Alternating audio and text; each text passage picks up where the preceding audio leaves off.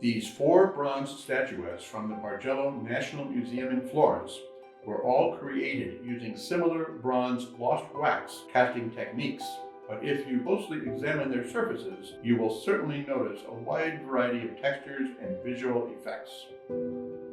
Bronze castings using the direct lost wax casting method never come out of the mold in pristine condition. In fact, they are quite flawed and rough, so an artist must spend hours refining and polishing the surface with chisels, hammers, files, and a variety of other tools. This sculpture depicting Orpheus was the artist Bertoldo's first bronze casting and survives in an unusually unfinished state, with the face and legs extensively worked to achieve a smooth surface. But the figure's chest, arms, and animal pelt were left unrefined.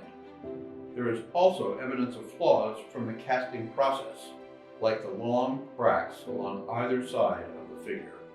So why did Bertoldo leave his largest and earliest bronze statuette apparently unfinished? Well, scholars have a few theories. There are marks that suggest that Bertoldo tried, and perhaps failed, to correct the flaws with a hammer and chisel.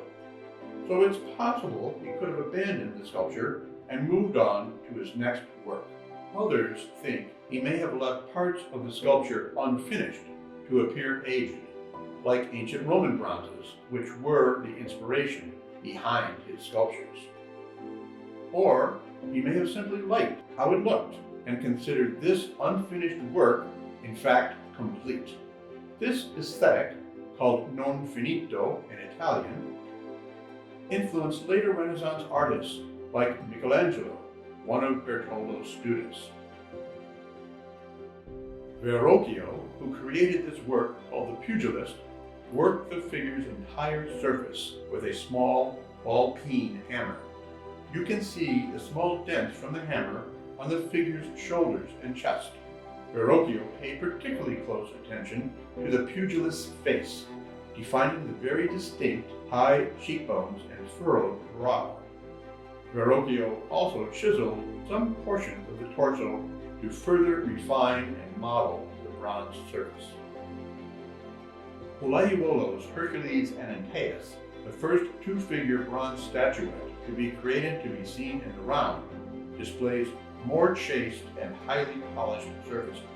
These 3 sculptures are one of a kind, since the wax models used to create their molds are destroyed in the direct casting process.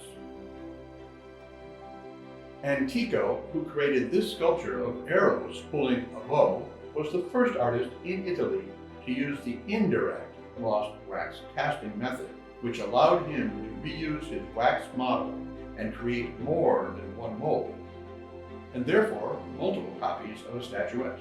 This saved the artist's time and made his casting process more efficient.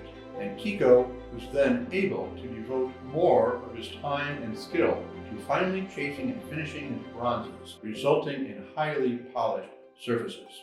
Antico was also a trained goldsmith and added elegant gilding to highlight the hair, wings, and other details.